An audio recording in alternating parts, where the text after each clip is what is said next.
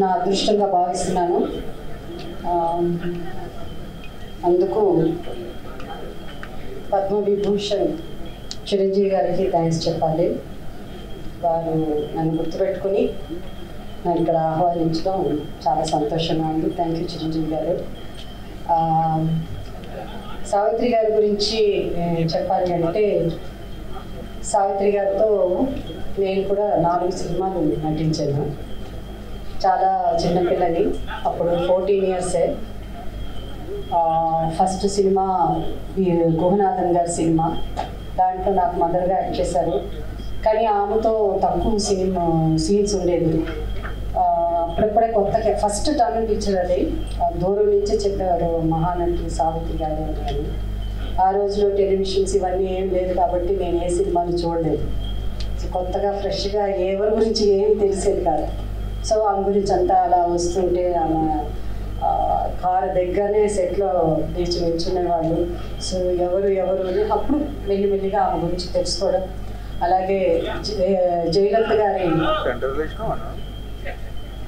గారి 100th movie Baghdad పేరేలకి అని ఒక పిక్చరు, దాంట్లో మళ్ళీ సావిత్రి గారు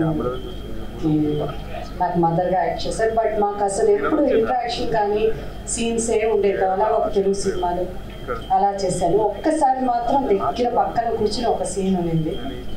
అప్పుడు నీ పేరు ఏమమ్మా అన్నారు. జయసుధా అని చెప్పాను. తర్వాత చెప్పారు విజయనగర గారికి రిలేటివ్స్ అన్ని వాళ్ళు అలా అని చెప్పారు. అవునా అలా అన్నారు. ముద్దుగా ఉన్నావు అన్నారు. సో అంతే ఆమెతో ఇంట్రాక్షన్. దాని తర్వాత నాకు జమినీ గణేషన్ గారు సరసన యాక్ట్ చేసే అవకాశం వచ్చింది. నా నవలిమై అనే పిక్చరు, కే బాలచంద్ర గారి సినిమా. సో ఆయనకి 7 హీరోయిన్స్ ఉన్నారు దాంట్లో. అందులో ఒక హీరోయిన్గా జమినీ గణేషన్ గారితో నాకు నటించే అవకాశం వచ్చింది. అండ్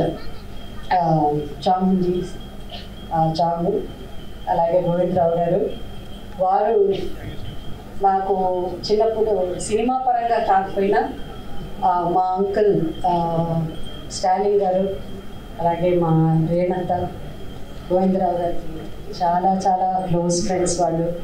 అందుకని ముద్దుగా కొత్తగా పెళ్ళైనప్పుడు వాళ్ళిద్దరూ మా ఇంటికి రావడం, మా అంకుల్తో పాటు చూసాను. స్టాలిన్ అంకుల్ అనగానే ఒక నిమిషం కన్ఫ్యూజ్ అయ్యాను నేను. స్టాలిన్ సినిమాలో నటించే స్టాలిన్ గారు కాదు, మా అంకుల్ పేరు కూడా స్టాలిన్. సో అట్లా వారు పరిచయం.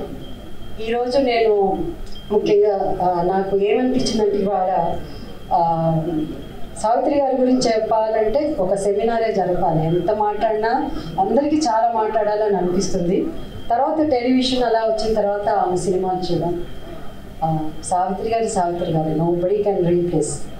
సో అంటే తెలుగు సినిమా ఉన్నంత వరకు ఏదైనా, తెలుగు సినిమా ఎప్పటికీ ఉంటుంది, ఉన్నంత వరకు కాదు ఎప్పటికీ ఉంటుంది.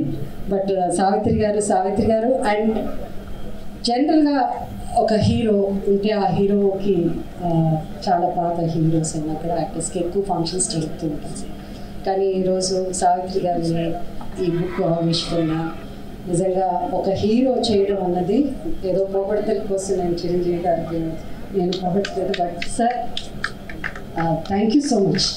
ఎందుకంటే మా హీరోయిన్స్ అందరూ తరఫున, ఎందుకంటే మాకు తక్కువ ఉంటుంది ఫంక్షన్స్ పెట్టలేదు, కొత్తగా ఇవన్నీ చాలా తక్కువ ఉంటాయి. అలాంటిది మీరు నిజంగా ఇది ఒక చాలా పెద్ద ఫంక్షన్, 1,00,000 మంది ఉన్నంత ఫీలింగ్ మాకు. Thank you Chiranjeevi garu. And you are blessed. So Sri garu, and thank you so much.